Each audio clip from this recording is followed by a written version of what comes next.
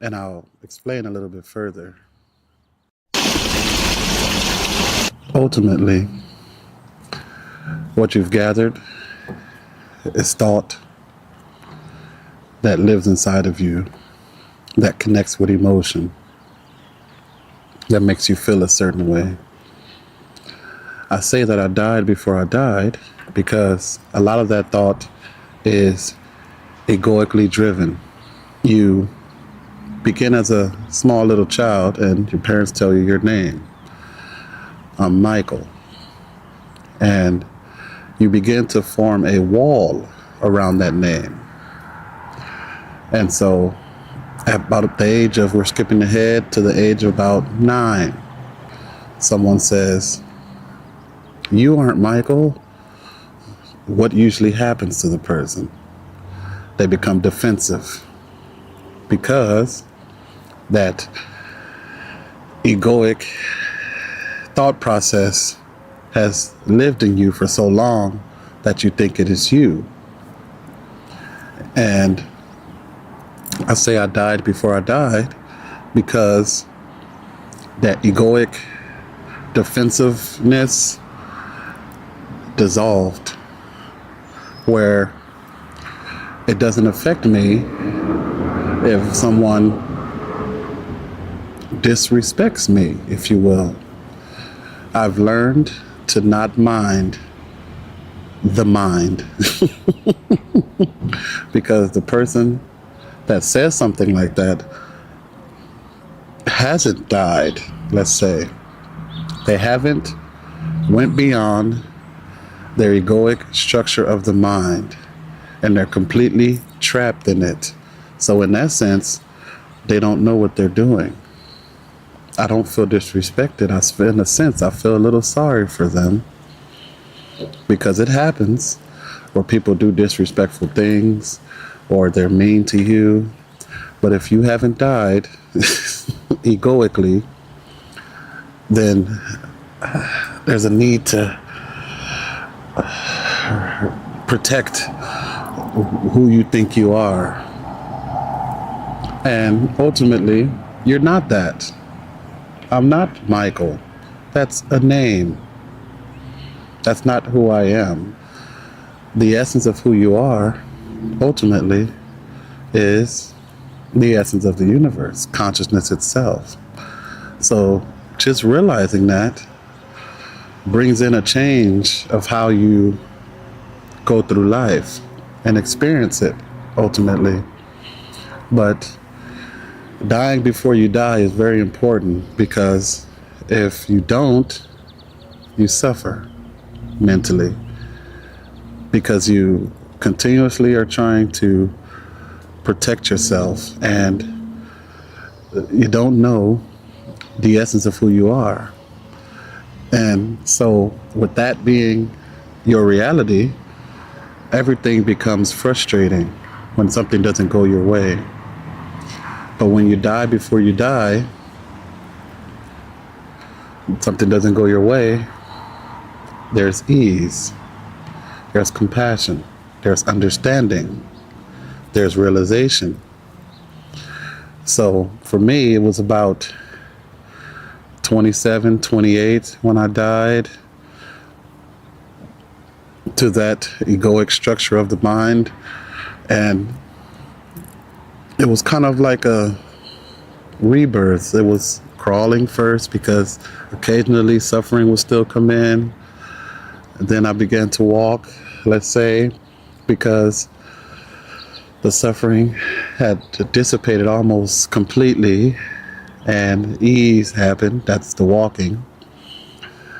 Then there were challenges that happened, and I found myself handling challenging situations that I had already been through, but handling them with compassion and care. That's when I realized I died. That old structure of the mind had dissolved, where emotion and thought would connect and make me immediately feel a certain way. Anger was the quickest. Frustration was the quickest. And it could be the quickest in you. It is in most human beings. Something happens, immediately upset. So allowing that state of consciousness to deepen in you where you don't mind what happens. Not in a sense to where, oh, it's okay, just go ahead, hit me over the head. No, it's not that. You may block, you may even have to strike back, but it will be out of compassion. It may not even be a strike, it may be a subdue, like some martial arts do. It's not really based on hurting the person, it's subdue. Allowing that sense of ease to deepen in you is the ego's death. Because the ego doesn't want compassion and ease. It wants dominance. It wants to be right about everything. And it's usually always wrong. And it's always frustrating. And it's always very energy consuming. So if you don't want to spend your life in a cyclical suffering experience, then you have to go beyond your thought process, your emotion. You have to recognize that your thought process is not who you are. It was what was, let's say, given to you, because your name was given to you. Your position at work was given to you. But some people, that's their life. Their name and what they've got, what they have, what they've acquired, it's them. And if you do something about it, like take it away, it starts with the baby. I just want mine. Remember that? Mine. It's already starting there. Nothing you can really do at that time. The human, the baby has to go through that. But you go through that to go beyond it. You don't go through that to go through that your whole life. A lot of people are walking around here like 5'10", 6 foot babies that drive cars and live in houses. And if you take their car away, immediate anger, immediate frustration. Why?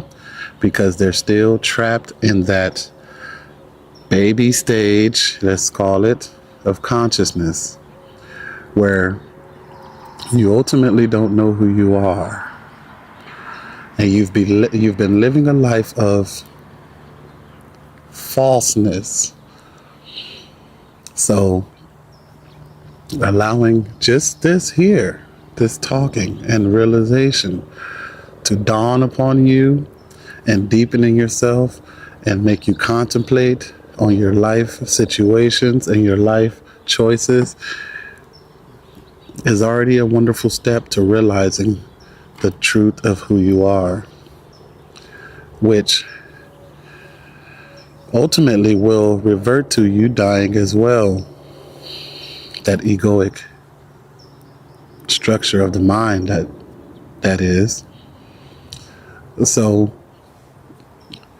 recognizing this and not just continuing the cycle is a wonderful step for humanity. And as we go along together in this journey of life, every human being or being that is, we have to learn to align ourselves with the state of I don't mind what happens. And as we do that consciously, more throughout human beings, individual human beings, we will see a change. But everyone has to participate, if you will. And not everyone will participate at the same time. Everyone has their ways of it happening. But here I'm saying to you that the time is now for you to die before you die. And another little quick note here is, how do you step into that egoic death? Someone may ask. You can do it simply by shifting your attention from your thought process. Hey, you're still alive. You're still conscious and breathing. But once you shift your attention from your thought process over to your breathing, and use your attention to follow your breathing, that's a small death there because you're not completely tied to the thought process. So let's try it together. So you shift your attention to your breathing and you follow your inhalation and your exhalation with your attention. Just notice the calm. It might be very subtle if you're always completely, but let's see.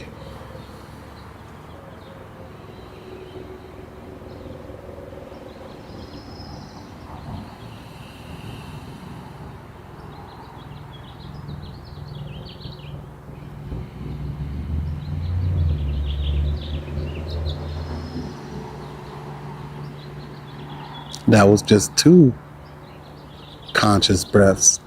The awareness of the inhalation and the exhalation twice. And you may have been able to notice the ease. There's no urgency anymore.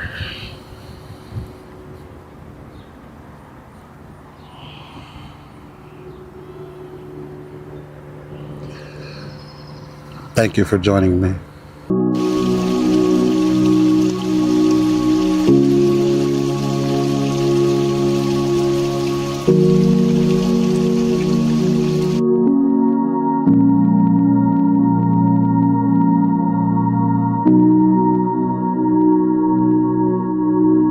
What do most people think that wealth consists of? Physical things, money, what you have, what kind of car you drive, what you've done in your life. But I'm here to point out that there's only one true wealth. The profoundness of your experience of life is the most important thing. And you can only have a profound experience of life when you recognize the things that you are not. Because when you recognize that these things that you are not, like your mind, you're not your mind. You're not even your body. You're not even your emotional fluctuations. That profoundness of your experience is most important and should be the primary focus point of your life, even at the moment of death. Because ultimately, you don't die. That profoundness of experience should be the primary focus of your life, because then when you do things, that profoundness, it will be your natural state. And you won't need to even really go into too much thought about it. It'll be your natural state of being, profoundness, profound experience of life. No matter what. If you vowed to do that for yourself, guess what will happen? What do most people think that wealth consists of? Physical things, money, what you have, what kind of car you drive, what you've done in your life. But I'm here to point out that there's only one true wealth that goes beyond all of that. My name is Michael Young. Thank you for joining me here on this channel. We talk about compassionate awareness, conscious awareness, and bringing it to the forefront of our existence. So that one true wealth that we're talking about, what could it possibly be? Could it be all the things you've gathered throughout your years? The money that you have in your bank account that can be wiped out if we had no electricity in an instant? Probably not, right? You could probably sense that I'm going somewhere further than that. Because the one true wealth has to do with your ability to remain compassionate, conscious, and aware throughout any situation. Because that profound experience, which is the only true wealth, is That profound experience, like I said there, that's what the true wealth is. It depends on how profound your experience of life was. That's the only thing that's going to matter when you leave this body. How profound was your experience of life? Especially when the situations didn't go your way. How did you handle the situations? Were they handled with stress, anxiety, fear, anger? That's not really a profound experience of life. That's on the borderline of horrible. The profoundness of your experience of life is the most important thing. And you can only have a profound experience of life when you recognize the things that you are not. Because when you recognize that these things that you are not, like your mind, you're not your mind. You're not even your body. You're not even your emotional fluctuations. When you recognize that and you can go beyond that in any situation, the experience is relatively profound because you don't suffer the situation. Or ultimately, like I say, you don't suffer your existence, because anyone that's suffering from anger, depression, fear, you're ultimately suffering your experience of life. Okay. And then you get out of it for a while and your experience of life becomes profound again. Or you go and do something or you have some pleasure and it's profound. But what really matters is when the situation is not as you expect it to be, and your experience of life is still profound. Because you recognize that things that happen. There's nothing you can do about it. It happens. And to be able to live in that balanced state of consciousness where you don't become anxious, frustrated, and angry when something doesn't go your way, it's very childlike.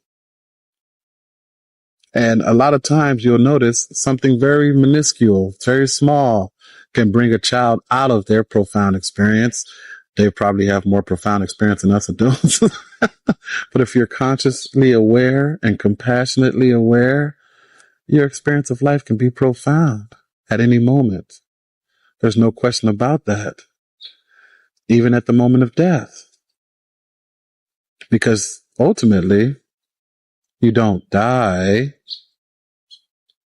The body dies, but the essence of who you are doesn't die. It's somewhat, we can say, released. The energy leaves the body. That's what we call it.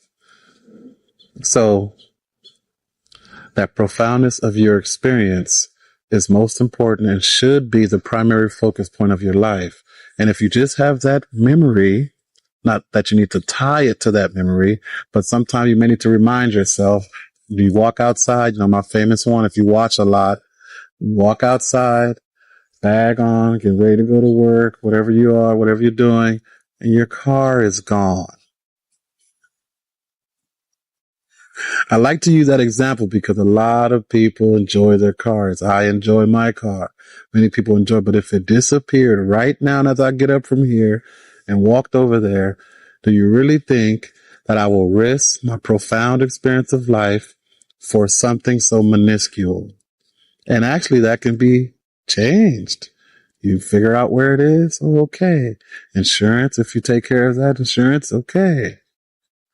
Not that big of a deal. But for most people, you scratch their car. Okay. So that profoundness of experience should be the primary focus of your life, because then when you do things, that profoundness, it will be your natural state.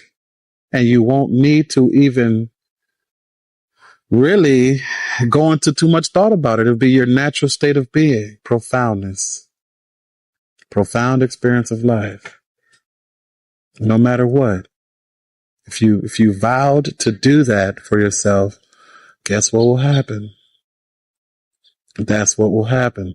It'll be your nature to experience things profoundly and to handle situations with ease at any given time, no matter what situation it is. Because ultimately, reconstructing your thought process is a part of that, because it leaves that neutral thinking there. It kind of takes away the positive. The positive is still there, but the negative is still there. But you live on the neutrality space of consciousness, where you don't necessarily go positive, you don't necessarily go negative. You stay balanced. And there's where the profoundness of experience lies. It's not in this positive experience is usually superficial. The negative experience is usually miserable. You don't like it. That's why it's negative. So finding that neutral state of consciousness, that neutral state of being, ultimately opens the door to you having the profound experience of life at any given moment. And again, my name is Michael Young. Thank you for joining me.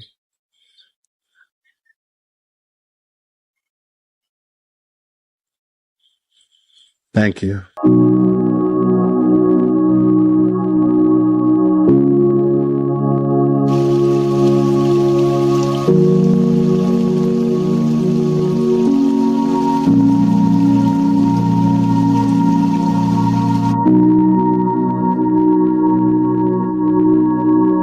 Recognizing that thought and emotion are a part of you, but not who you are entirely, is the main key to transcending the limitations of the thought process that connects with the emotion. Suicide is a very extreme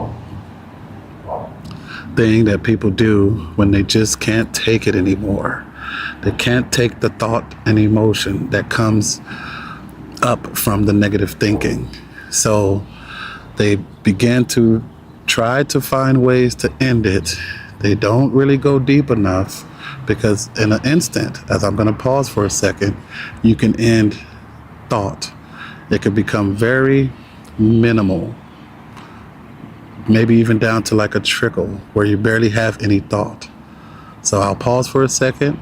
We'll shift our attention from our thinking to our breathing, using our awareness to follow the attention of our breath, and just see if you can sense that there's a presence there without thinking. Let's try it now.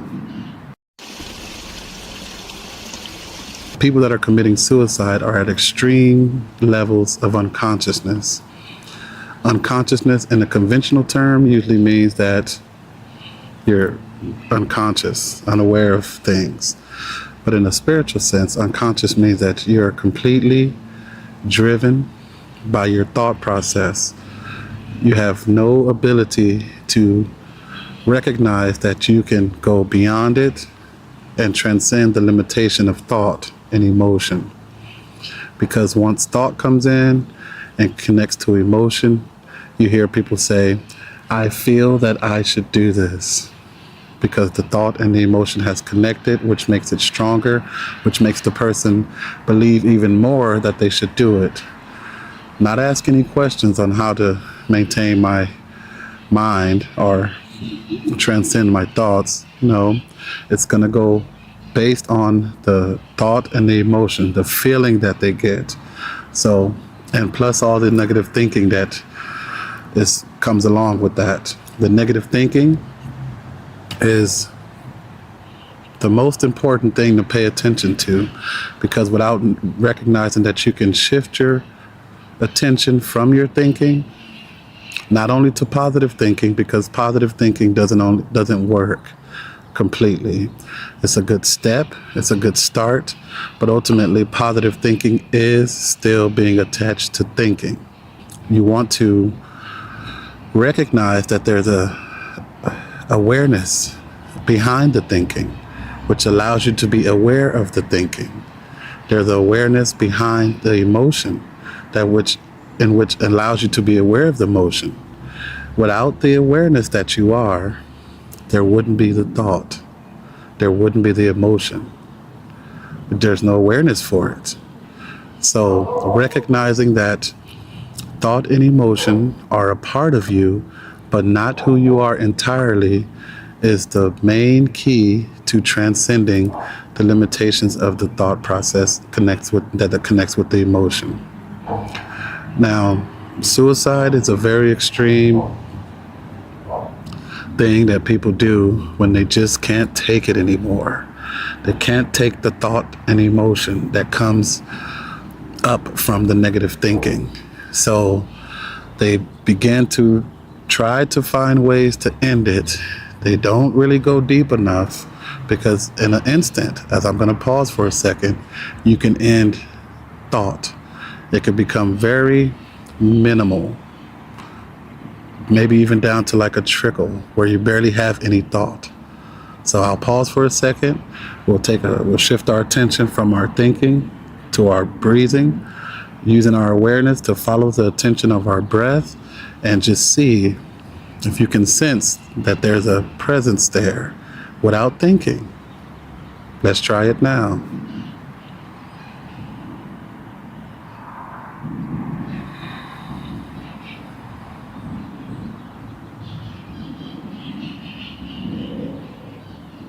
That was just 2 conscious breaths. Imagine if you did that throughout your days. Every day, when you're doing things around the house, you're doing things at work, you have a situation that comes up to you that's a little outrageous, and you're still there. You still can use your thinking. It hasn't completely left you. You just learn to slow it down drastically so that the mind, the thoughts do not take over your presence. You have to be able to sense that presence that you are, because ultimately you are not your thought. You are not your emotion. You are the awareness and the presence that underlies the thought and emotion, which is easy to access once you don't even have to master it, but you learn how to shift your attention from the thought process, continuous thinking, continuous streams of thinking. You shift your attention just to your breathing. We haven't even went to the body and the hands, because the hands, you can sense your hands, the energy of your hands without touching them. That's the presence that you are. That's the aliveness that you are. And if you use your hands, your energy of your hands, the inner aliveness of your body, whether it's your shifting your attention to your breathing, all of those are simple techniques or methods that take away the power of your mind that controls you in those negative situations.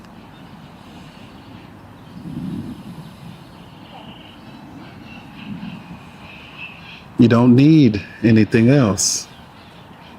That's the most simple and basic practice for conscious awareness, as I call it, or presence.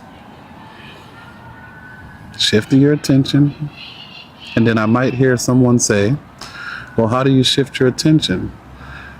Well, you recognize that you're breathing. That's shifting your attention. It's not really a certain way to do it. It's a recognition of it. So you recognize that you're breathing. That there shifts your attention away from thought, away from emotion, away from the negative thinking, back to the true essence of who you are, which is consciousness, awareness, presence, energy. And from there, there's a certain intelligence that arises in you that begins to contemplate thought, begins to reconstruct thought, and you function from a more conscious space of wisdom, integrity, compassion, love. Life can get a little challenging, but you don't have to end it that way. It's much easier to just suppress thought. Use thought, but recognize that thought is not you. Then you won't need to commit suicide.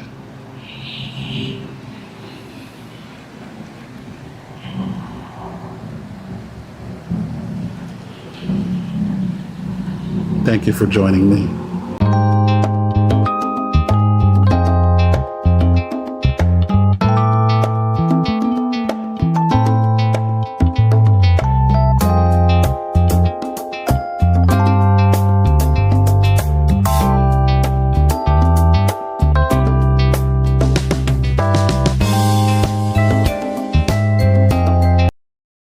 one of these martial arts, that's their main focus. You move the energy and subdue.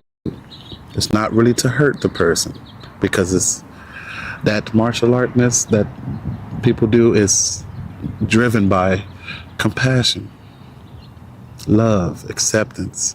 In any aspect of life, that secret can be there with you. Are you ready for the secret?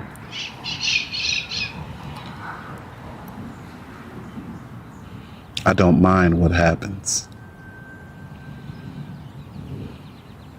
Not in a negative sense, as if I don't mind if someone come and hit me over the head. I don't mind if someone hit my car. No. I don't mind what happens implies that there's an acceptance to my external conditions.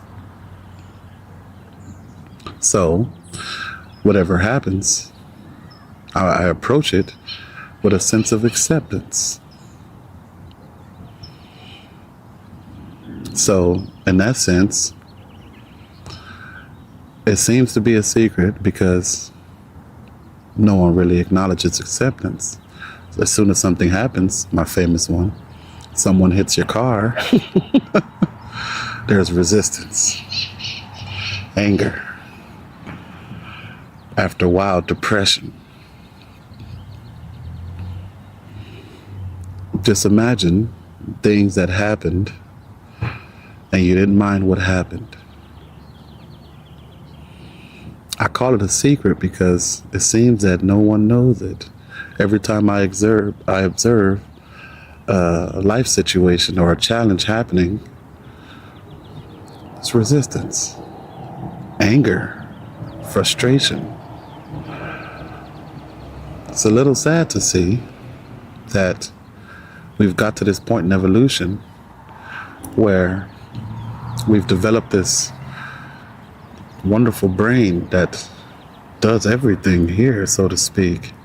And we haven't realized that the essence of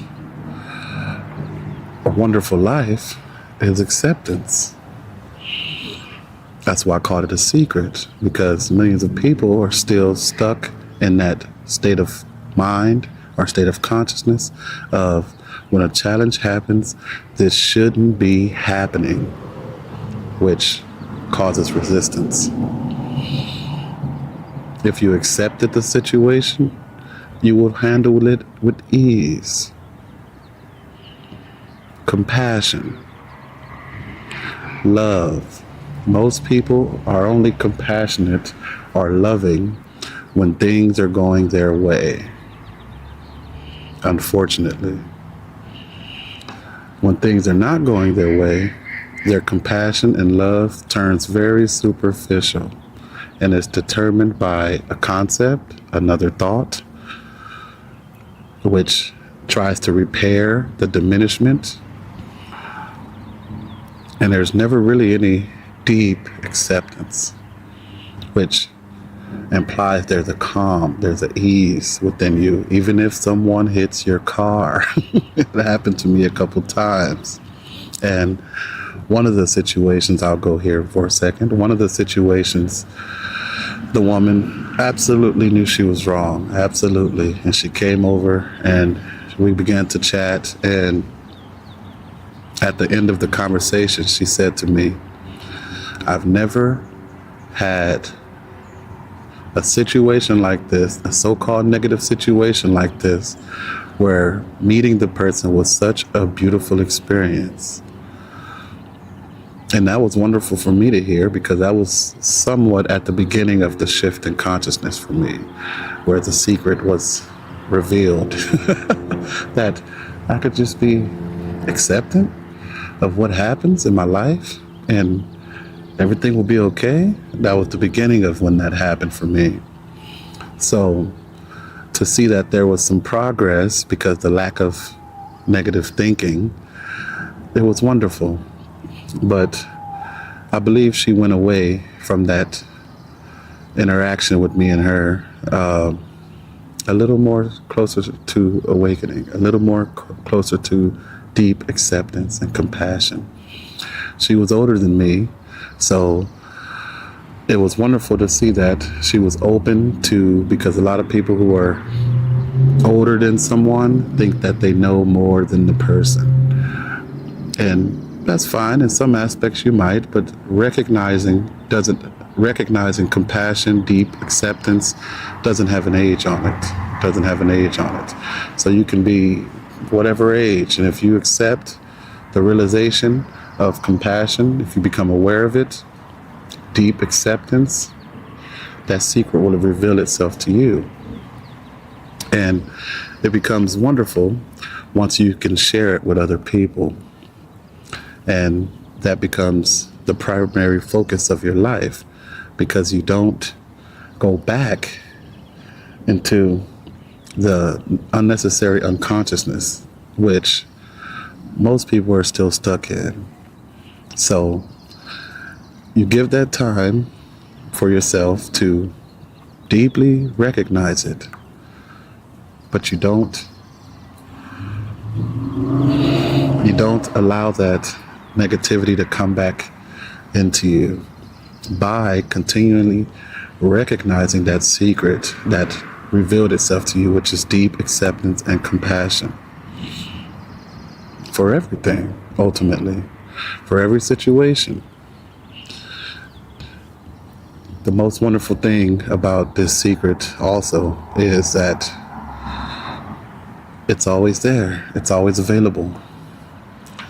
There's no book, there's no class, there's no sanctuary you need to be in, no ashram that can bring it to you, really. Those places are just practices, and that they offer pointers towards deep acceptance and compassion, and not minding what happens. In a sense, it's okay. Not in the sense of, yeah, go ahead and hit me over the. No, of course not. You may have to defend yourself, but it's acceptance there still if you have to defend yourself. And there's a deep realization of compassion, even if you have to defend yourself while you're doing it. You might have to, whatever you have to do, but you, at the same time, you may not even try to immediately hurt the person. Since we're going here, you may not even have to really try to hurt the person. Just subdue. I think one of these martial arts, that's their main focus. You move the energy and subdue. It's not really to hurt the person, because it's that martial artness that people do is driven by compassion, love, acceptance, not resistance. Because even if there's resistance there, something may happen and then you're hit. There has to be a flow. So in any aspect of life, that secret can be there with you. Even in the most horrific situation, you can remind yourself, you might not say how I said, I don't mind, but you can remind yourself that, oh, there's acceptance in this. It's an external challenge, so there's acceptance still.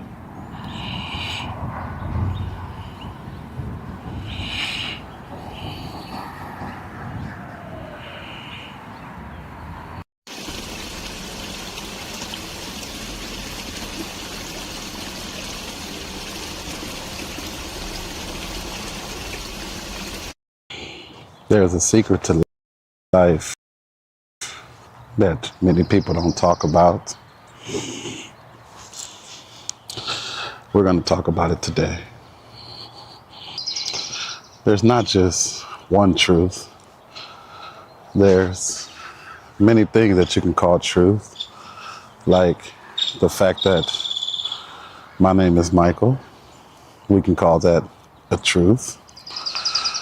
But there is always an underlying fact towards that. For example, how could it be true that I am Michael when someone has given me that name? Ask yourself that question about yourself. So it kind of already implies that there's something deeper to this, not only the aspect of the name, but to the whole existence. We have a physical appearance, but what pervades that physical appearance? Have you asked yourself that? What pervades my physical appearance, my thought and emotion, the structure of my mind? These are the secrets that are obscured, kind of overlooked. And so that's why I call them secrets, because not many people are talking about them. They're not in the mainstream media. They're not in the mainstream social media. It's just not really mainstream about anything with these topics. But here, we talk a little bit more about that. And we try to bring to light the truth, or so what we call the truth, to our awareness. So that pervading essence, that pervading consciousness of Michael, or our physical existence, seems to be something energetic, vibrant, alive. You can't really put a name on it. You can call it consciousness or energy or vibe, but it is nowhere in space and time. It's absolutely invisible, but it's there. And it's exuberant. It's strong, if you will. You don't need to try to figure it out.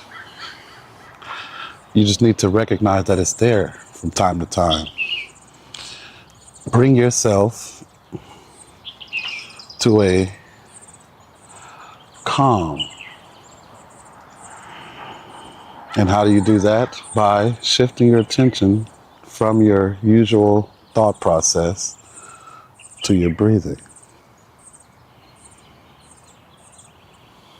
Recognize that there's something deep, sacred, that pervades the human body and all of existence. Look around sometime while recognizing that inhalation and exhalation of your breath. Your mind will become rather quiet, and you'll be able to see more clearly about what we're talking about here. It's not anything special, but it is everything that's special. And with that being recognized, it should become your primary focus, your primary retreat area, if you will, for lack of better terms. Instead of retreating into a relatively, for lack of better words, cocoon, where it's uncomfortable to talk to people. It's uncomfortable to be around people you haven't known, you don't know. When you step into this realm of conscious awareness, it's like you're standing there with a plant when you're with other people. Because when you're with the plant, you're able to just look, appreciate its existence. A little harder with human beings, but it's possible, and that's the secret to life. Being able to ultimately feel at ease with your existence and not uncomfortable, because a lot of the things we do, it has to do with other beings, certain situations, unconscious beings, meaning people who are completely identified with that continuous stream of thinking, whether it's negative or positive. And sometimes it can be very reactive, overwhelming. There's a few words I can go through, but we probably already know what we mean. You don't really need anything. You don't need a practice for this to recognize this. You just need space. And the space is there within you already. You just have to notice it. How do you notice it? Again, breathing. That's the most ancient and sacred way of doing it, or recognizing it. There's no 100,000 minutes of meditation like some people think. I need to go to an ashram. I need to go to a, what do they call it, a monastery. If you just have the will and the want to be at ease with existence and life, you have cracked the code, if I will. And you can dwell in that place of compassion, courage, inner strength, because that's all you need is the courage to want to, and the need, which is now.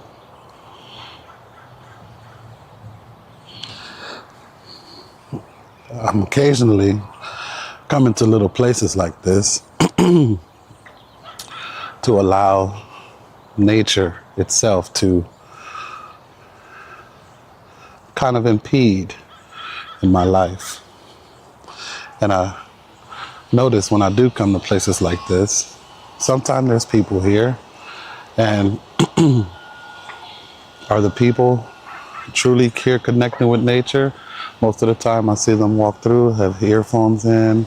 I'm sitting there sometime and I wave, they barely speak. I said hello to a lady, she walked past me. Hello. Barely want to interact with people because they haven't probably recognized that secret that we're talking about, where you can be comfortable with the uncomfortable. Take a deep breath, deeper than usual.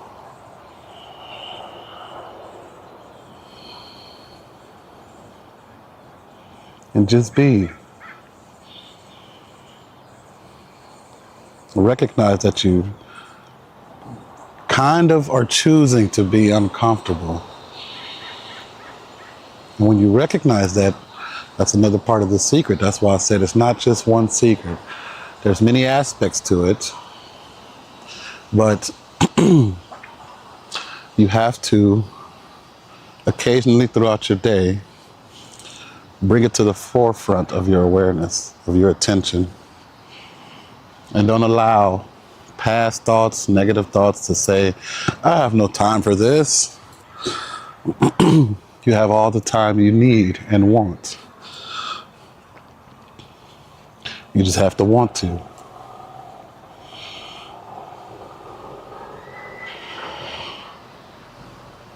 Thank you for joining me.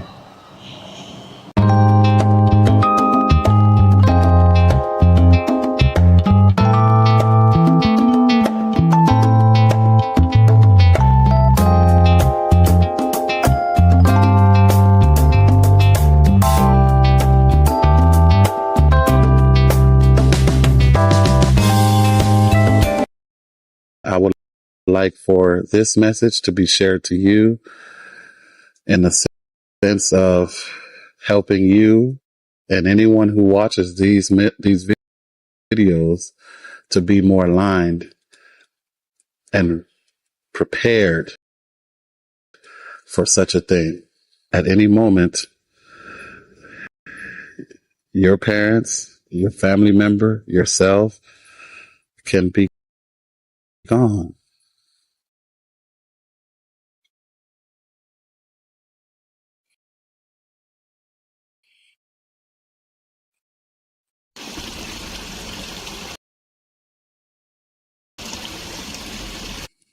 This is a very touchy subject, so please bear with me.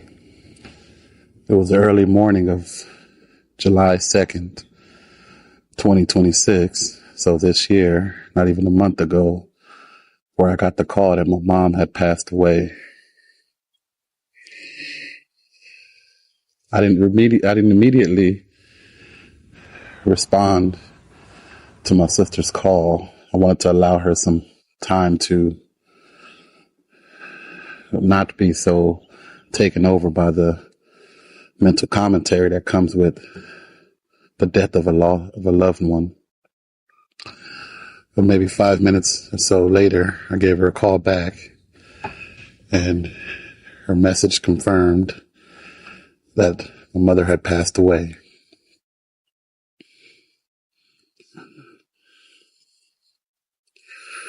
She had been struggling with a lot of different illnesses. I helped her up until the last day.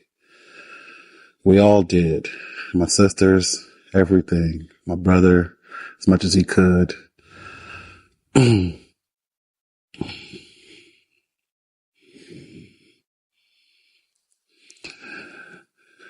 As much as I'd like to say that I helped her step out of her conditioned negative thinking, I wasn't too successful with that because she hadn't got to the point of readiness. So here I am, still here, sharing the story and the life of her with you guys and the teachings that come with death. So, of course, there were sorrow, sadness, all these emotions that come up. But in order to handle those emotions, there has to be a sense of groundedness, rootedness, and presence, not allowing the mind and the commentary to take you over too much, because we know that the essence of who she is lives on through everyone, me and you. But as I drove to the place where her body was that night, 2 a.m., as I got there, there was a sense of ease that came upon me. There wasn't devastation, because recognizing that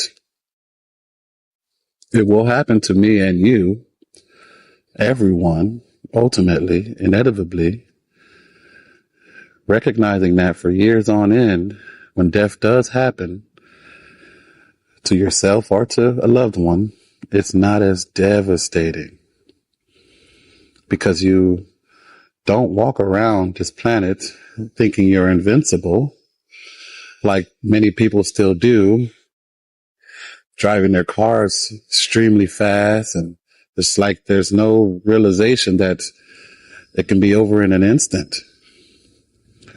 So, going to see my mom's body for the last time, so to speak, because there were other times I had to go and do so many things as far as in preparation for the funeral. That time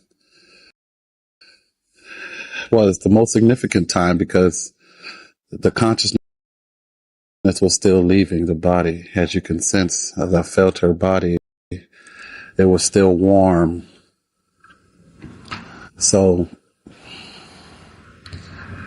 be sure to be compassionate to your loved ones, even if you don't get along.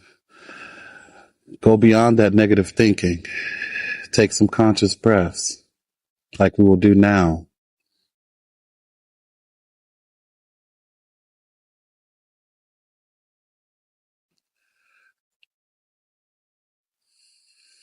That ultimately helps you step out of the negative thinking, the conditioned thinking, the repetitive thoughts about whatever you're not getting along with, and you'll be able to say to that person, I care for you. I love you, regardless of whatever has happened, because no one knows when it's your last day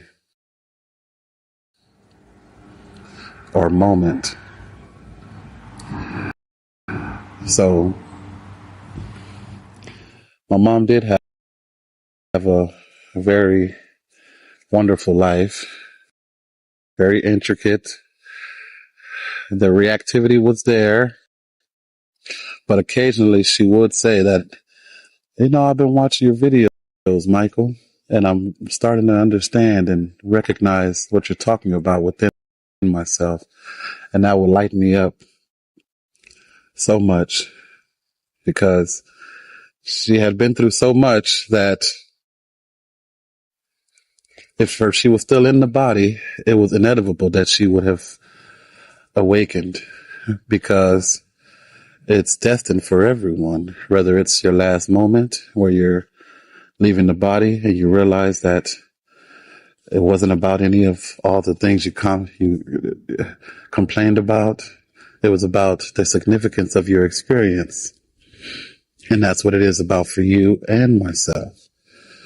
So regardless of what you do, how you do it, what only matters in the last moments is how profound was your experience of life. Because I saw that as I looked at the body there. And my son was there. He's 10 years old. He was the most excited. I've spoken with him many times about death and how it can happen and what to expect. Because a lot of children, families and parents, they remove that from conversation. It's scary. But it's not, because, as I said, he was very close to Grandma. He did things with her. We helped her and did so many things. And so there was a relationship, very relatively close relationship with my son and her. So normal state of consciousness child probably put his experiences the same way. Children are not that identified with their thought process in the way that adults are, because we've accumulated more. So they relatively handle it okay. But before we removed the sheet off of her face, he was already ready to see the experience of an unalive body. So we allowed him. Everyone was still, my sisters and their sister's husband was still there. And we were just allowing space, just breathing while we were there, looking at each other. And he was ready to remove the sheets. So when we did, that dawned on us that the body that we see there is not her, but ultimately is a byproduct in which was created through consciousness.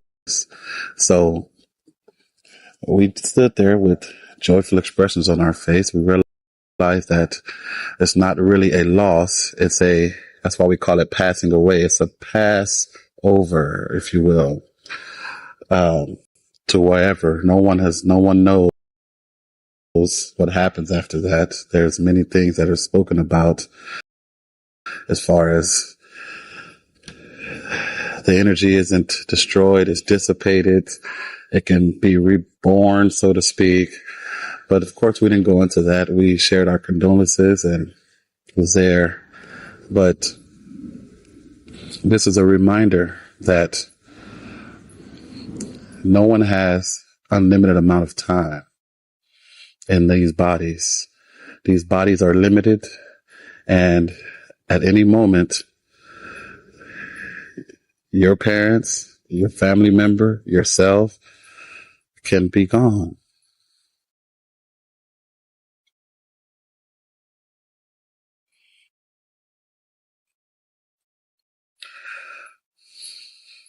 And it won't be anything you can do about it, but be able to recognize that this has happened.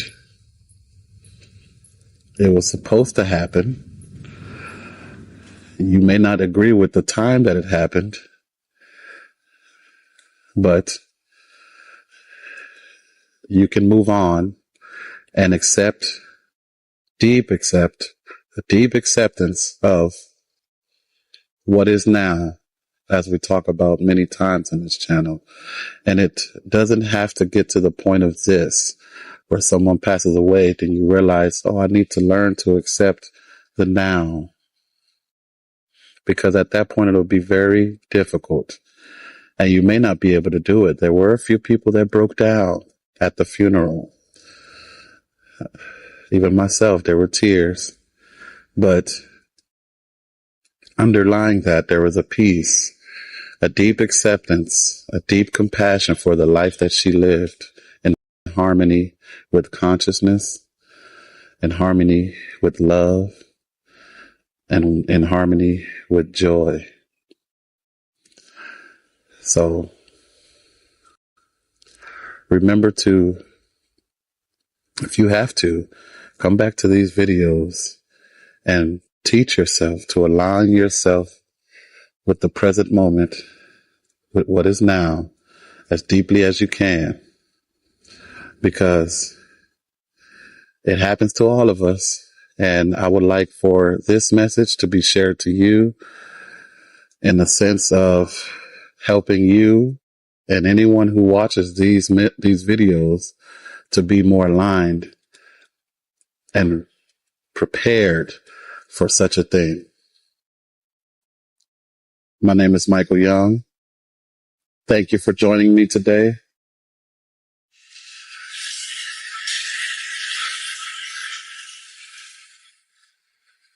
And I appreciate your existence. And hopefully you will take heed to what I'm saying about coming back to these videos, using the practices to root yourself in being, and not be too taken over when something so to speak, devastating happens.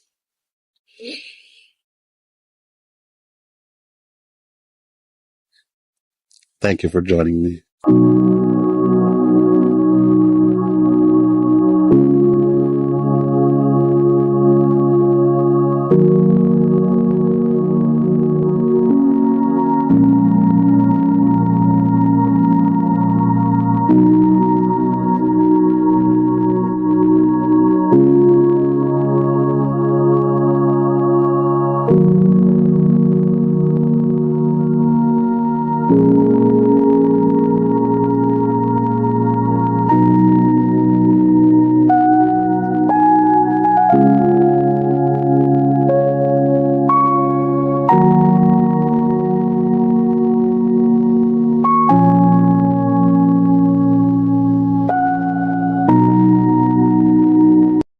If you come out of your house, walk to where you parked your car, and it's not there, you tell me what positive thought will keep you going for a long period of time. At some point, the mind will become negative. So there needs to be, I call it the sword of presence there. When something like that happens, deep presence. And then see what you can do from there. I believe we said this a few times here on this channel.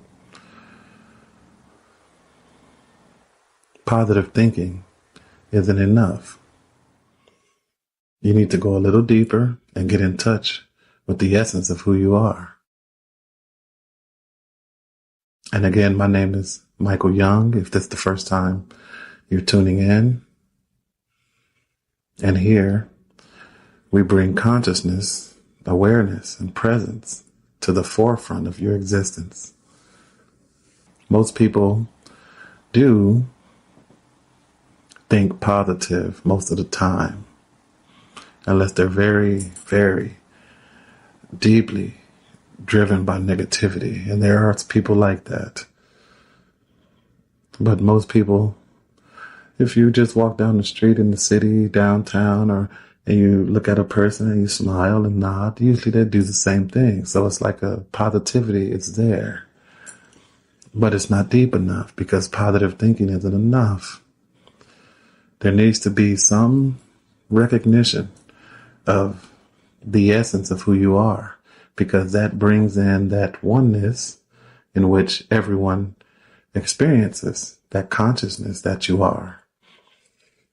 If that is missing, definitely positivity and positive thinking isn't enough.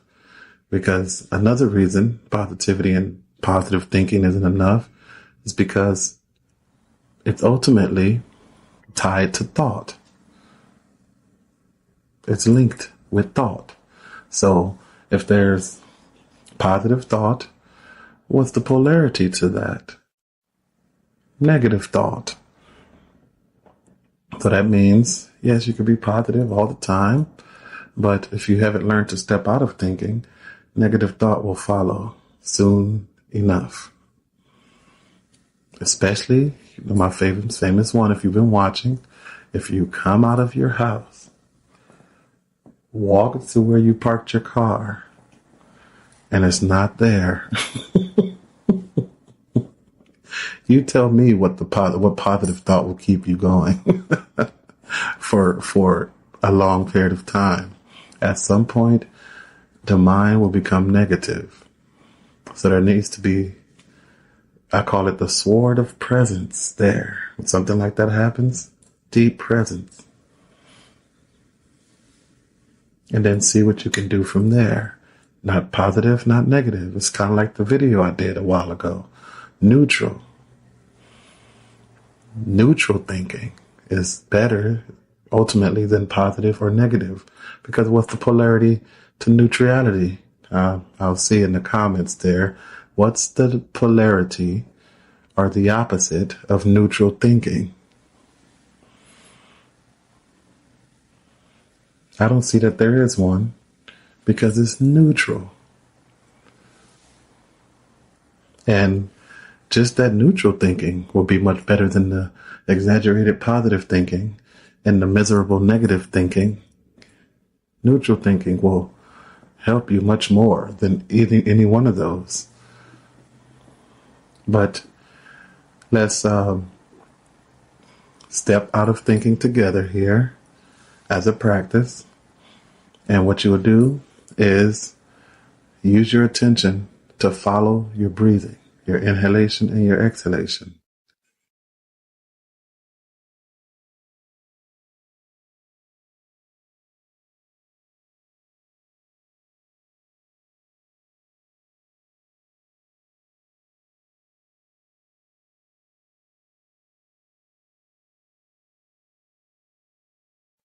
Because ultimately, how was that?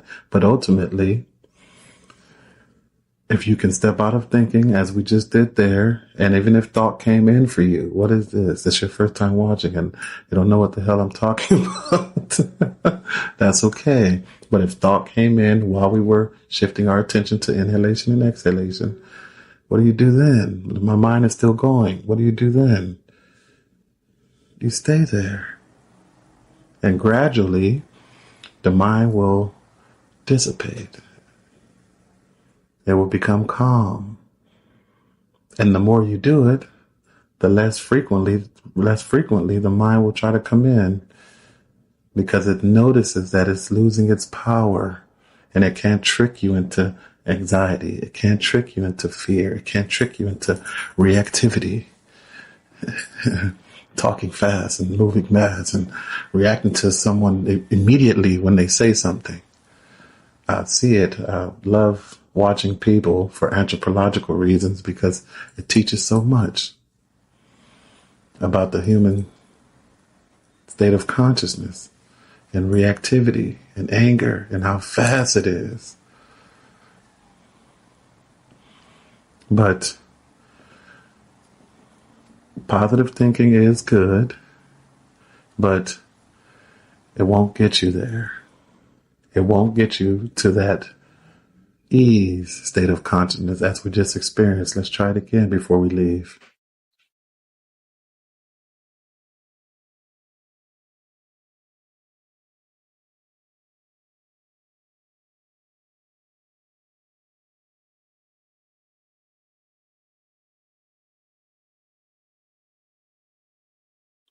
And I have the hand here as I'm sensing the inhalation and exhalation, so you can see on the physical level how deep I take the inhalation.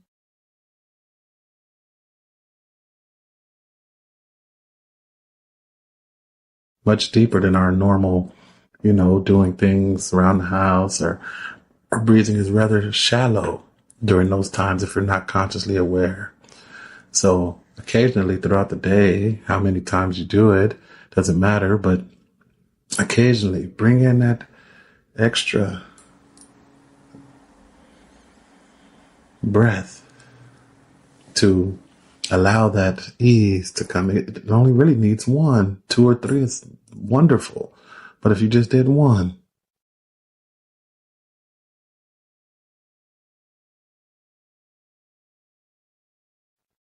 and look around the room that you are in all the time, but look around unidentified by thought, as if this is the first time you were born in this room. How could that be? Because you're not identified with the past thoughts about the situation that you're in. You're fresh and new, like a 2-day-old baby. But it's presence there. There's intelligence there. There's wisdom there. It doesn't need positive or negative. It doesn't need any thought to just be aware. That is you truly being yourself.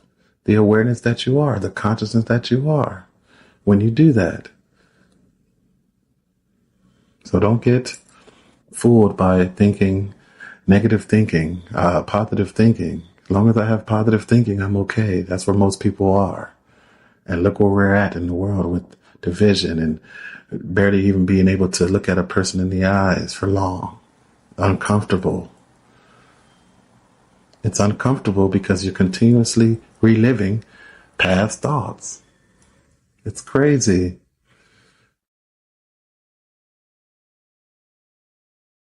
So step out of thinking, being able to be comfortable, become comfortable at first. Maybe you'll use a plant. Become comfortable just looking at the plant. The plant won't judge you.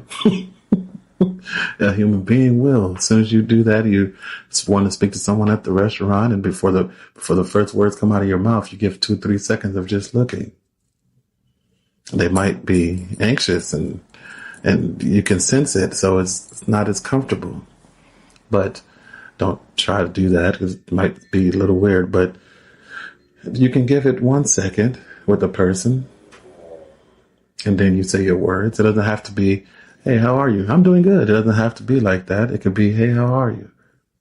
"I'm okay. How are you?" You still use the practice. You still were being the essence of who you are without reactivity and anxiety, and you're comfortable. This is not about positive or negative, really. It's about being conscious, being comfortable as who you are, as the consciousness that you are. Doesn't matter if no one doesn't know it. Doesn't matter. You be it. You live it.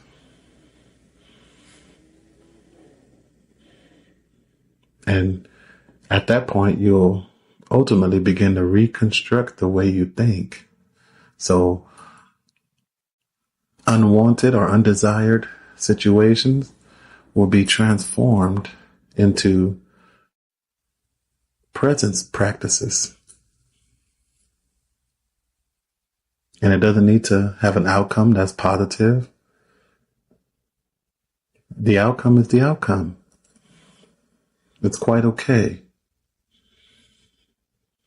But in that situation, neutral thinking will play its part, and you'll start to notice that, that neutral thinking Michael talked about, it's wonderful. There's no suffering in it. There's no resistance in it. There's just ease. And I still did what I need to do. Again, my name is Michael Young. And thank you for joining me.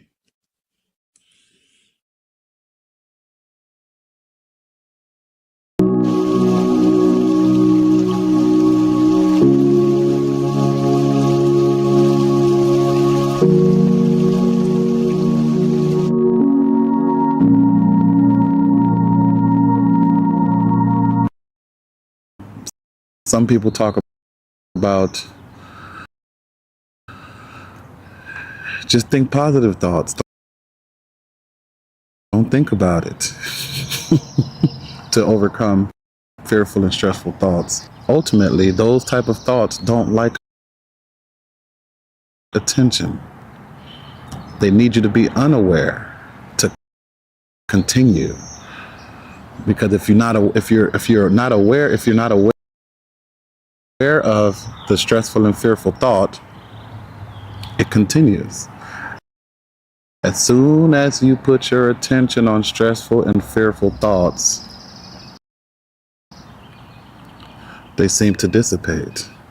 Because it's like there are many different ways that people point out different ways to overcome fearful and stressful thoughts. Why would you want to overcome them? Wouldn't you like to notice them? Because in the noticing them, they dissolve. Oh, I'm having a fearful and stressful thought. What comes after that? The awareness of it. Nothing. No thing. Awareness, which is what you are. Some people talk about just think positive thoughts. Don't think about it to overcome fearful and stressful thoughts. Think positive. That's not really overcoming it. That's sending the person to identify with other thoughts. Then you have identification with positive thought. And then a situation doesn't go as planned. Then what? Suffering. Upset. It was supposed to go this way. So I really wouldn't say to replace the form of thinking with more thought. That wouldn't really help. Maybe a tad bit, but ultimately you have to go beyond thought completely, meaning that you recognize that thought is not you. The essence of who you are is the awareness of the thought. The awareness of the thought underlies the thought. Without the awareness that you are, or energy that you are, or consciousness that you are, there wouldn't be the thought. So in a fearful or stressful situation, whatever thought it is about fear and stress, and ultimately those type of thoughts don't like attention. They need you to be unaware to continue. Because if you're not aware of the stressful and fearful thought, it continues. As soon as you put your attention on stressful and fearful thoughts, they seem to dissipate. Because it's like negative thinking doesn't want you to know that it's negative thinking. It just wants to be negative thinking and pull you along, drain your energy, make you stressed and excited, have anxiety and anger and upset. It loves that. Yes. But as soon as you notice it, oh, there's a negative, stressful thought. Do I need to follow that? Ask yourself. Do I want to follow that? No. It takes you down a rabbit hole of continuous negative thinking. It can go on for days. And then you wonder by the end of the work week why you're so tired. And it's not only the negative thought, it's the over-exaggerated superficialness. hey. That too completely drains you of your conscious energy, your power ultimately, your power to step out of thinking and just be at ease. Let's try it here right now. Stop.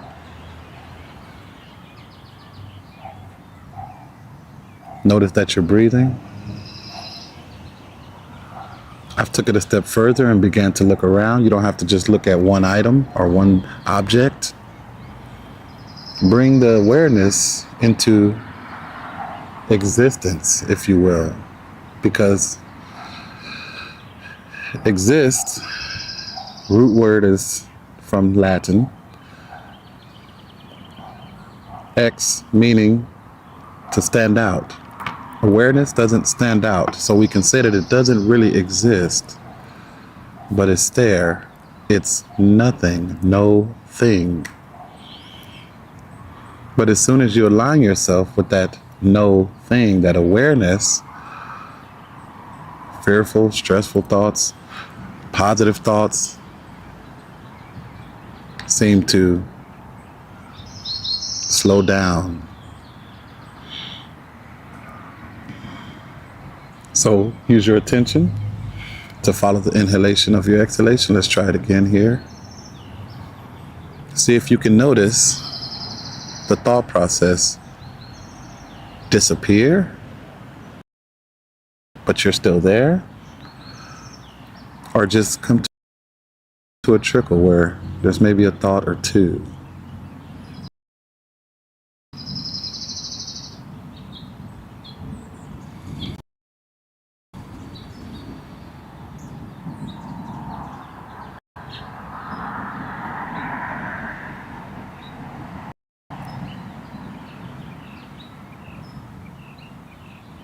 If you're thinking, you won't be able to sense the stillness, the presence, the essence of who you are, because thinking is still in control.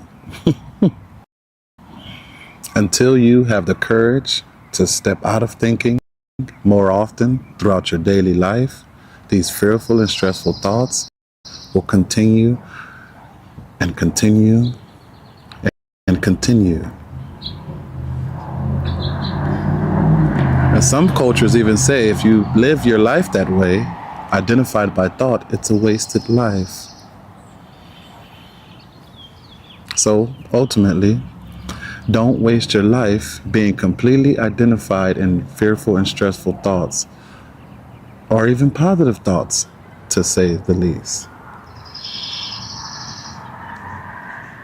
Positive thoughts are better, but there's still an identification and attachment to thought. So I have a little video I did about neutral thinking. Neutral thinking. I'll give a little example of a neutral thought. Someone comes up right now as I'm talking to you, slaps everything off the table that I have here. I can have a positive thought. Oh, that's okay. That's okay. Superficial. Or I can have a negative thought. What? Right. Or I can have a neutral thought where they slap the things off the table. And I may say something along the lines of, are you okay? You see how that kind of works? It's neutral. It's not and it's not It's just neutral. So you can practice that for yourself in actual situations. Small situations. I used to sit down and contemplate thought and kind of, in a way, use my mind to create these scenarios and work out a way that I could respond. And ultimately, when a situation, it may not have been a situation that I contemplated, but a situation, negative situation, positive situation come up, there would be something, at least some kind of form of contemplation that I have did in order for me to see that, oh, this is needed here, this neutral thinking. And the situations, negative or positive, that I would encounter also became neutral.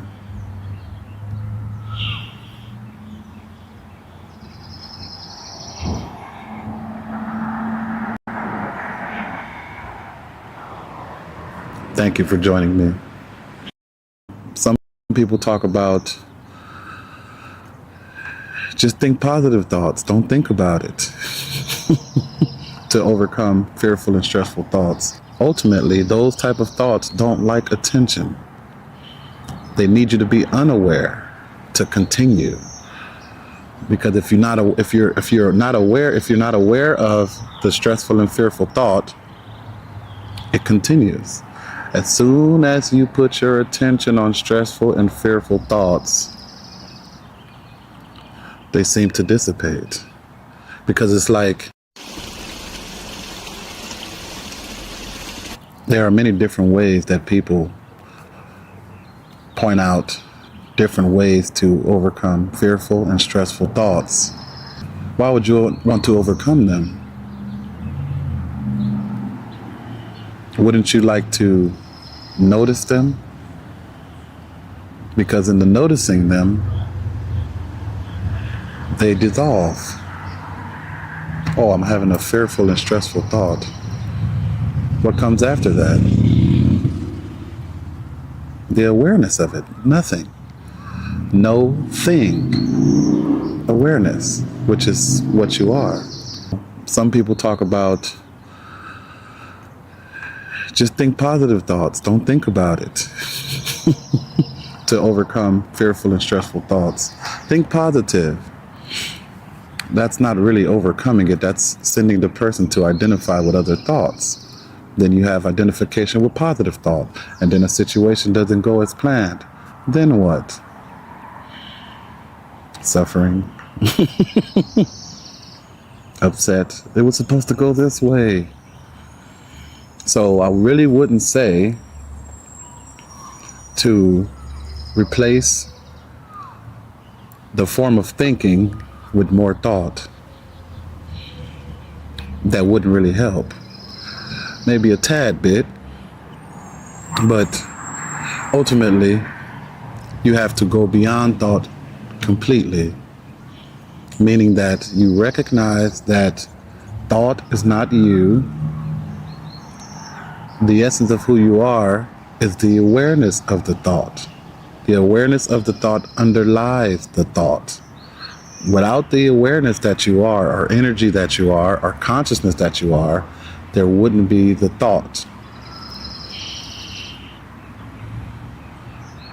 So in a fearful or stressful situation,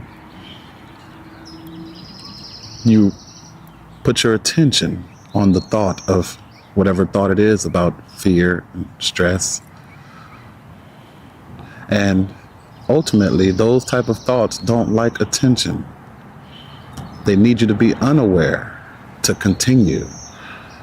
Because if you're not aware of the stressful and fearful thought, it continues.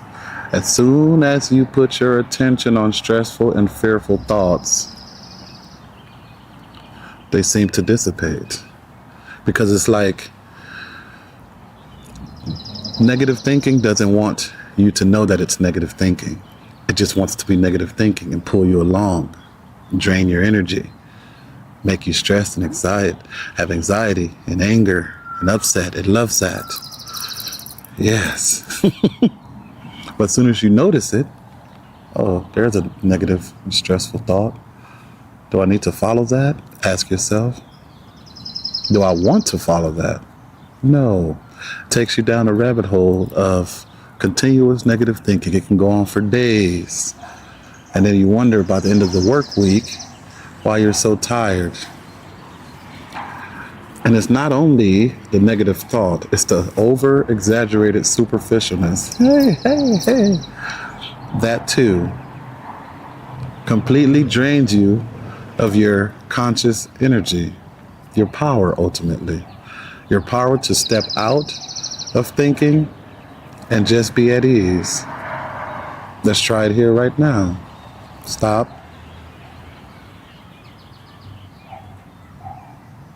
Notice that you're breathing. I've took it a step further and began to look around. You don't have to just look at one item or one object. Bring the awareness into existence, if you will, because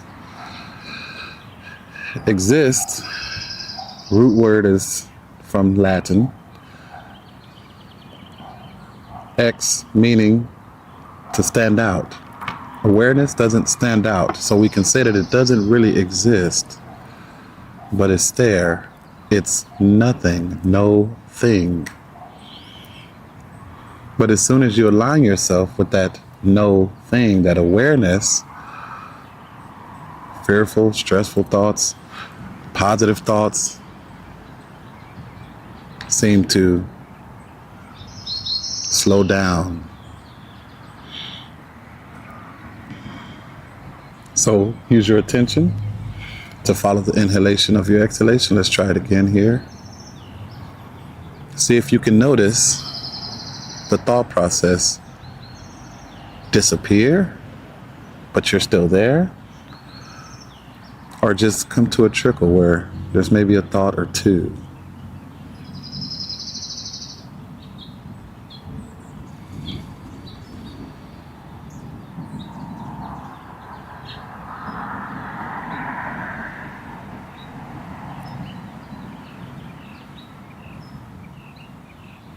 If you're thinking, you won't be able to sense the stillness, the presence, the essence of who you are, because thinking is still in control.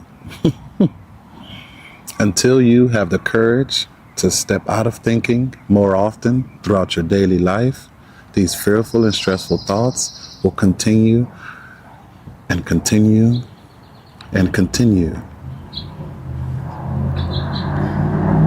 And some cultures even say if you live your life that way, identified by thought, it's a wasted life. So ultimately, don't waste your life being completely identified in fearful and stressful thoughts, or even positive thoughts, to say the least. Positive thoughts are better, but there's still an identification and attachment to thought. So I have a little video I did about neutral thinking. Neutral thinking. I'll give a little example of a neutral thought. Someone comes up right now as I'm talking to you, slaps everything off the table that I have here. I can have a positive thought. Oh, that's okay. That's okay. Superficial. Or I can have a negative thought. What? Right? Or I can have a neutral thought to where they slap the things off the table. And I may say something along the lines of, are you okay? You see how that kind of works? It's neutral. It's not and it's not It's just neutral. So you can practice that for yourself in actual situations. Small situations. I used to sit down and contemplate thought and kind of, in a way, use my mind to create these scenarios and work out a way that I could respond. And ultimately, when a situation, it may not have been a situation that I contemplated, but a situation, negative situation, positive situation come up, there would be something, at least some kind of form of contemplation that I have did in order for me to see that, oh, this is needed here, this neutral thinking. And the situations, negative or positive, that I would encounter also became neutral.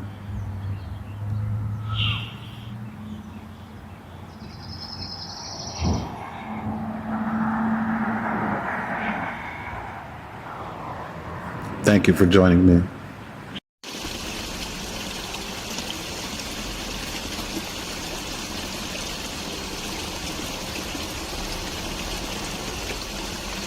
This is why I said this is vital information, because missing something like this, growing up your whole life, having all these challenges in life as we do, because life is here to challenge you, here to awaken you. It's not here to make you happy, although people believe that.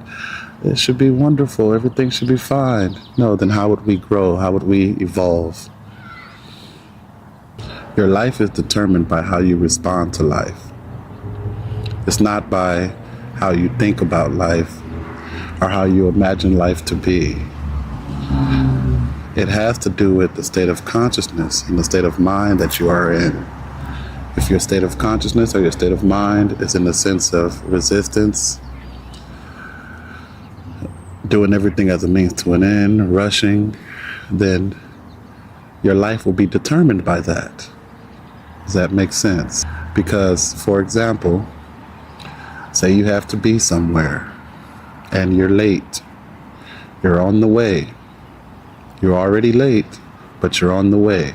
And you begin rushing, okay? And then you get there. Once you get there, you can look back on that experience and you may see that it was stressful. It was a lot of resistance in there. The need to get there was there and very strong. And so you call it, oh, I had a stressful morning.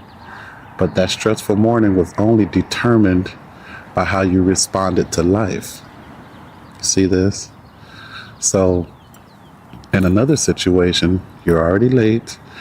You're on your way there, but you're at ease. You're in acceptance of being late. You're still moving with a need to get there. You know, you have a want to get there, but there's an ease behind that. So there's not the driving insanely, cutting people off. It's none of that. And so when you get there and you look back on that experience, you say, oh yes, I was late this morning, but I made it. So your life is determined by how you respond to life. If you respond with ease or peace or calmness, then it'll be that way. If you respond with resistance, non-acceptance, anger even sometime, then it will be determined that way. So I thought it was very important to share this because it seems that we've missed it all. I've kind of overlooked it. It's been overlooked. And so being stressed out, depressed, anxious, angry, miserable has become a normal thing. And it's not normal. It's absolutely insane for us to not have recognized that the way we determine our life is determined by how we respond to it. If you can see this, then that's already a step into the door of freedom, we can call it. But if you absolutely think, no, we're supposed to be stressed, we're supposed to be, I can't imagine anybody thinks that or believes that. They just go through the motion. Millions of people are still just going through the motion of it. They haven't questioned it. This is why I said this is vital information. Because missing something like this, growing up your whole life, having all these challenges in life as we do, because life is here to challenge you, here to awaken you. It's not here to make you happy, although people believe that. It should be wonderful. Everything should be fine. No, then how would we grow? How would we evolve? Every insect, every being on the planet has challenges which helps them grow inwardly and outwardly. So just that simple recognition of my life is determined by how I respond to it. Oh, that's a wonderful thing. So then the next time you have a challenge, you may remember that. My life is determined. This challenge comes up. Boom, a blockage. You're supposed to be there, but you're here. That's the challenge. So you see, you look at it and you say, oh, let's see, I'm going to try this out. I'm going to try and see if the way I respond to this will determine the outcome. And the outcome out here on the external condition may not be how you wanted it, but inwardly is what matters. That is primary. Your primary focus should be your state of consciousness, not about what you have to do. That's secondary. vital, but overlooked, extremely overlooked, because you could just see it just driving LA traffic. And you're doing this and you're doing that, and someone has to get over, or you have to get over, and they're in that resistance mode. They need to get there, even if they're not even late. It's just people just seem like they just need to get there. Even people that are walking, if you look around and observe people, some people are walking, almost running, because the need to get there. And then they end the day, and someone may ask them, how was your day? Oh, I had a stressful morning. Well, what did you do? I took a walk. That was stressful? Well, yeah, there was a dog that came up. There was people that were in front of me where I was trying to do my power walk. But you easily could have recognized that the way I respond to this determines my outcome. So then that same question could have came to you during your walk when you had it in the morning. It would be, oh, it was okay. It was quite okay. And they say, well, how was it okay? Oh, because I recognize that challenges happen, but the way I respond to life determines how I experience life. The person may even say, oh, wow, I need to recognize that for myself. They may say, I have a lot of, so to speak, stressful mornings. When I've woke up 10, 15 minutes late, so I'm a little behind, but it always ends out stressful. But it doesn't have to be if you simply recognize the way life is determined through you is in response to how you respond to life. Very simple. You might need to write it on the mirror or something every morning. So that morning you wake up late and you see it. Your life is determined by how you respond to it. Very good reminder. Very vital. Very important that we don't miss this. Because if we do, well, you see what we have here now on the planet, wars and so on, because we've missed it. It's been overlooked totally. That how you respond to life determines the outcome. Inwardly, that is.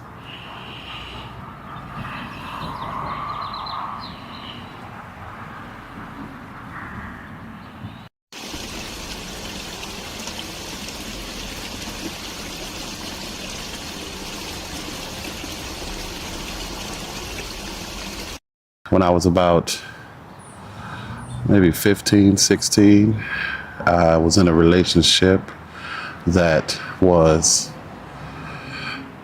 a little traumatic for myself and the other person because of not knowing these mindset tricks, if we can call it. When I was young, I didn't realize how important mindset was. I didn't realize how important your mindset had to do with your experience of life. Now that I look back on it,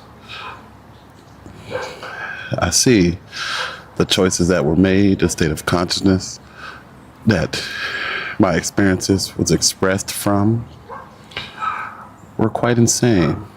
I didn't know we had the ability to observe our thought process in a sense to where you can reconstruct the way you think about handling, so to speak, negative situations, depression, anxiety, fear, all these uncomfortable feelings. I didn't realize that we have the ability to go beyond these states of uncomfortableness and recognize the essence of who we are within ourselves, which takes us beyond the depression, anxiety, and frustration. When I was about maybe 15, 16, I was in a relationship that was a little traumatic for myself and the other person because of not knowing these mindset tricks, if we can call it. Not being aware of the true essence of who I am, which is not my anxiety, depression, frustration, lack of whatever it is, not knowing that there's a possibility to go beyond that and those states of consciousness by simply exploring different aspects of the mind, which as a child growing up, unfortunately, my parents were not that conscious, so they didn't know. So it wasn't like it was purposely done on my behalf or my parents' behalf. It's not widely known that there's a different dimension of life that can be experienced through your mental state and your state of consciousness.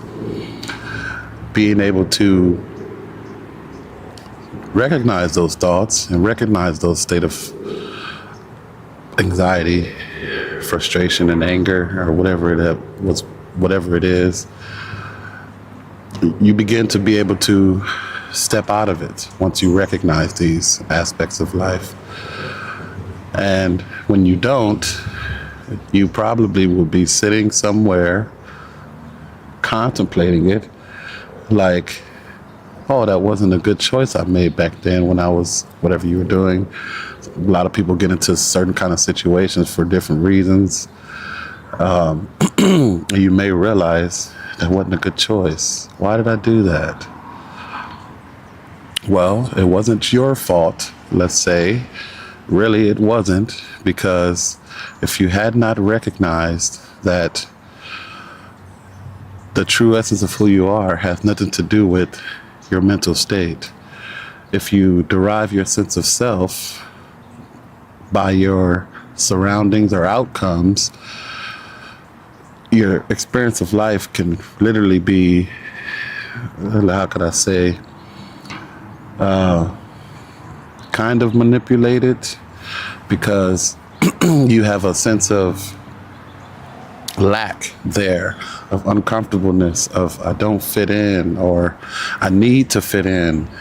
And with that comes unconscious actions, and you do certain things just to look a certain way with certain groups of people, and the outcomes are usually not that great. So here I would like to share with everyone that there is another way. Even if you've got to an age like me now, I'm double that age, 15. So even now, it only matters now that you're conscious. It only matters now that you're aware of your state of consciousness and your mental fluctuations, especially when things don't go your way. It's only now that you can change the way you are without having your past determine how you are now. The way that you do that is by simply being conscious of your thought process, being conscious of your emotional background, being conscious of the way you do small things, because being conscious of these small things ultimately lead up to being conscious of the big things.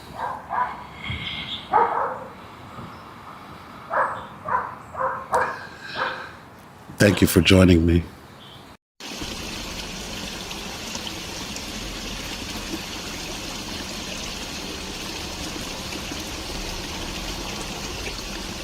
I had a situation once where the person was very upset with me about something they did, but the mind came in for them, and so they had to find something to blame. But anyway, very uncomfortable, very upset with me. And my non-reactivity changed the situation, changed the interaction. And by the end of the conversation, they were apologizing to me and saying that they had never had an interaction with this in regards to something so terrible, as they called it. They hit my car. And I appreciated that, because I noticed as we were talking that it went to just a flow of talking and interacting. became beautiful. So that's why I say this will free your mind, because ultimately you're already freeing it from the continuous stream of thinking by occasionally, not all the time, shifting your attention from your thought process simply to your natural state of being, noticing that you're breathing, noticing that you can feel alive. You don't need thought for that.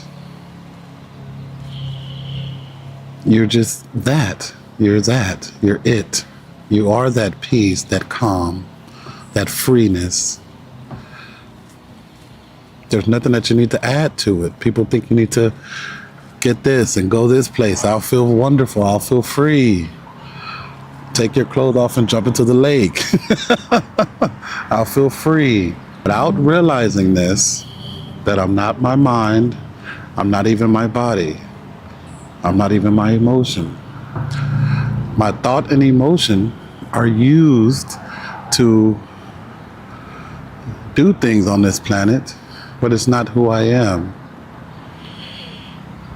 Recognizing that deeply, so deep that when you interact with people, there's a difference to the interaction. There's a more spaciousness there. How could one simple realization free your mind forever? Let's talk about it.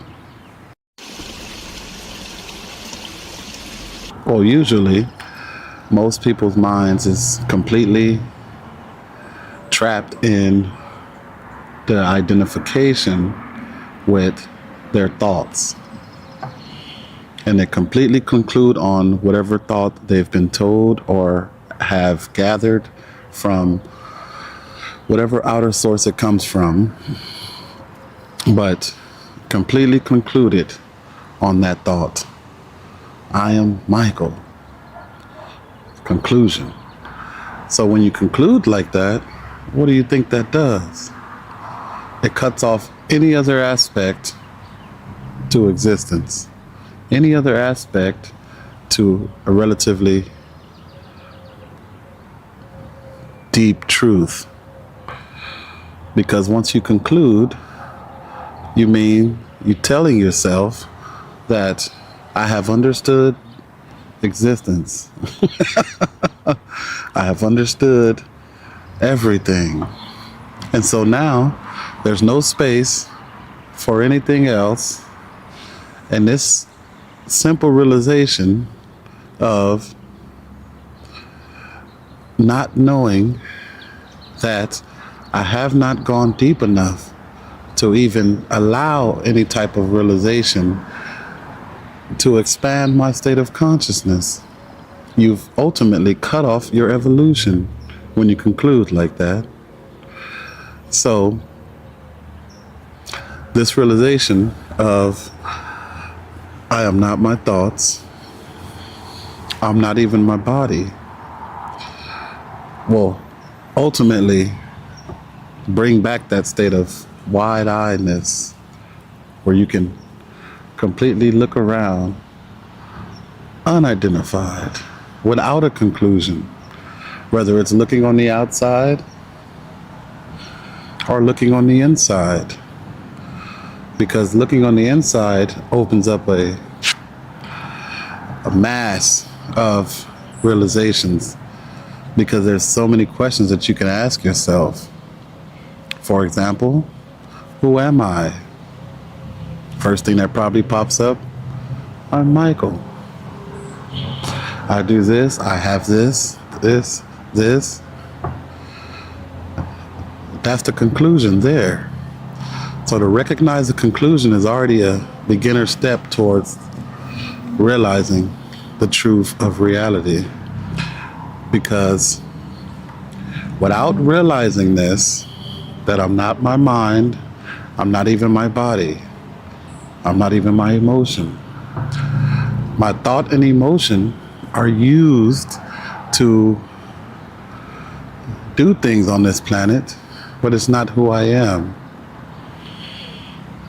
Recognizing that deeply, so deep that when you interact with people, there's a difference to the interaction. There's a more spaciousness there. Say you're a person, for example, say you're a person that's interviewing someone, and they come in, you probably already know that they might feel a little nervous, but if there's a non-conceptual presence there, meaning that you're not judging them, you can notice that they begin to feel more at ease. And by you being at ease, it ultimately invites ease into the other person, which is a wonderful thing because you can change situations like that. I had a situation once where the person was very upset with me about something they did, but the mind came in for them, and so they had to find something to blame. But anyway, very uncomfortable, very upset with me. And my non-reactivity changed the situation, changed the interaction. And by the end of the conversation, they were apologizing to me and saying that they had never had an interaction with this in regards to something so terrible, as they called it. They hit my car. And I appreciated that because I noticed as we were talking that it went from to just a flow of talking and interacting. It became beautiful. So that's why I say this will free your mind, because ultimately you're already freeing it from the continuous stream of thinking by occasionally, not all the time, shifting your attention from your thought process simply to your natural state of being, noticing that you're breathing, noticing that you can feel alive. You don't need thought for that. You're just that. You're that. You're it. You are that peace, that calm, that freeness. There's nothing that you need to add to it. People think you need to get this and go this place. I'll feel wonderful. I'll feel free. Take your clothes off and jump into the lake. I'll feel free. Nothing wrong with that. But at the same time, knowing that you don't need it is more of a wonderful thing. And at that point, you're free. Knowing that I have to use my mind and emotion to navigate on this planet and navigate through situations and do things on the planet and help other people. I have to use thought and emotion, but I don't have to be completely tied to it. I don't have to conclude on anything. I don't have to judge anyone or anything. That's the freedom there, non-judgment.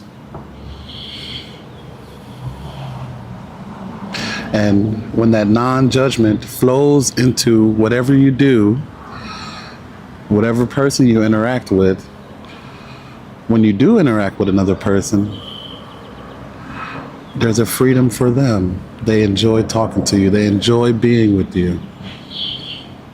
Much more than they can probably even say.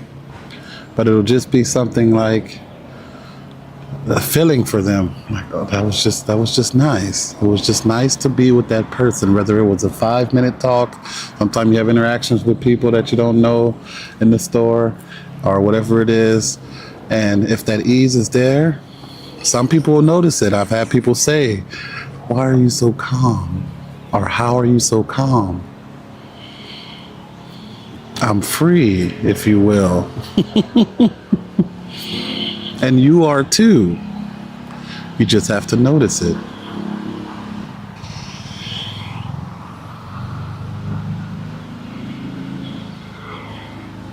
Thank you for joining me.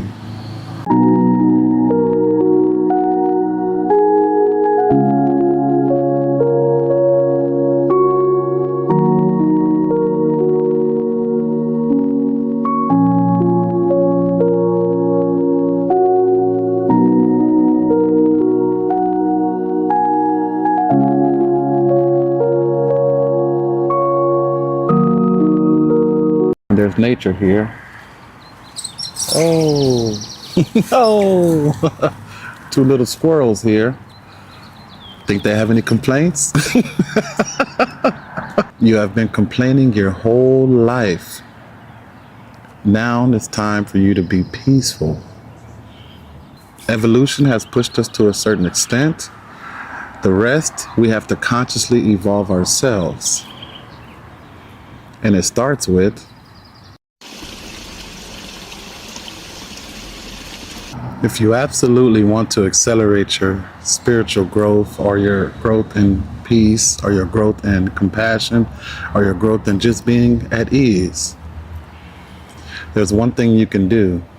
That one thing you can do transforms, transcends, and changes the experiences that you have. Because if you don't complain about something, there's a deep power there. You have been complaining your whole life. Now it's time for you to be peaceful. And just stepping out of the mental chatter of complaints is a deeply, deeply wonderful aspect of living here on this planet. So, you're on your way somewhere. You get stopped by a train that's on the track that's not moving. There's no way around it. You have to be there in 10 minutes. The train conductor has got off the train and he's trying to remove some rubbish out of the track or whatever it may be. What do you do then? You don't complain, right? Because if you complain, how do you experience that situation? It's a little quote I wrote. How you respond to life determines your experience of life, if I remember it correctly. Stepping out of complaints will ultimately lead to neutrality of the situation.